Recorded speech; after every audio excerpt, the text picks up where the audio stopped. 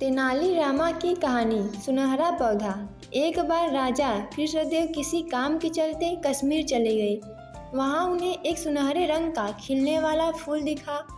वो फूल महाराज को इतना पसंद आया कि वो अपने राज्य विजयनगर लौटते समय उसका एक पौधा अपने साथ लेकर आ गए। महल पहुँचते ही उन्होंने माली को बुलाया। माली के आते ही महाराज ने उससे कहा, देखो, इस पौधे को हमारे बगीचे में ऐसी जगह लगाना कि मैं इसे अपने कमरे से रोज देख सकूं।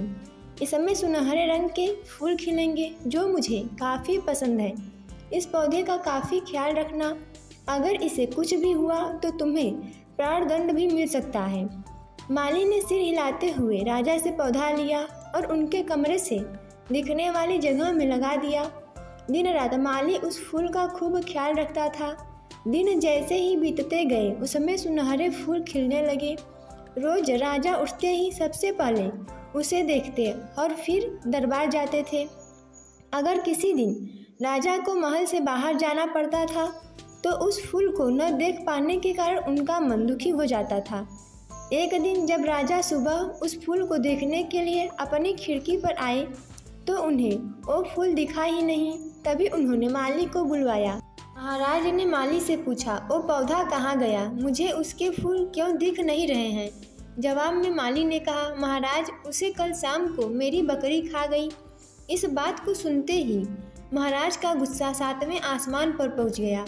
उन्होंने सीधे राजमाली को 2 दिन बाद मौत की सज़ा का आदेश दे दिया। तभी वहाँ सैनिक आए और उसे जेल में डाल दिया। माली की पत्नी को जैसे ही इस बारे में पता चला वो दरबार में राजा से फरियाद करने पहुंची। गुस्से में महाराज ने उसकी एक बात न सुनी। रोते रोते वो दरबार से जाने लगी। तभी एक व्यक्ति ने उसे तेनालीराम से मिलने की सलाह दी। रोते हुए माली की पत्नी ने तेनालीराम को अपने पति को मिली मौत की सज़ा और उस सुनहरे फूल के बारे में बताया। उसकी बात सुनकर तेनालीराम ने उसे समझा बुझाकर घर भेज दिया। अगले दिन गुस्से में माली की पत्नी उस सुनहरा फूल खाने वाली बकरी को चौराहे पर ले जाकर डंडे से पीटने लगती है। ऐसा करते करते बकरी अधमरी हो गई। विजयनगर राज्य में पशुओं के साथ इस तरह का व्यवहार करना मना था। इसे क्रूरता माना जाता था। इसलिए कुछ लोगों ने माली की पत्नी की इस हरकत की शिकायत नगर के कोतवाल को कर दी।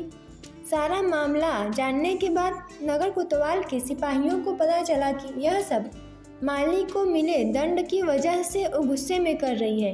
यह जानते ही सिपाही इस मामले को दरबार में लेकर गए। महाराज कृष्णराज ने पूछा कि तुम एक जानवर के साथ इतना बुरा व्यवहार कैसे कर सकती हो? माली की पत्नी ने जवाब दिया, ऐसी बकरी जिसके कारण मेरा पूरा घर उजड़ने वाला है, मैं विधवा होने वाली हूँ और मेरे बच्चे अनाथ होने वाले हैं, उस बकरी के साथ कैसा व्यवहार करूँ महाराज? राजा कृष्णराज ने कहा, तुम्हारी बात का मतलब मैं समझ नहीं पाया। ए बेजुबान जानवर, तुम्हारा घर कैसे उजाड़ सकता है? उसने बताया, महाराज, ये वही बकरी है जिसने आपके सुनहरे पौधे को खा लिया था। इसकी वजह से आपने मेरे पति को मौत की सज़ा सुना दी है।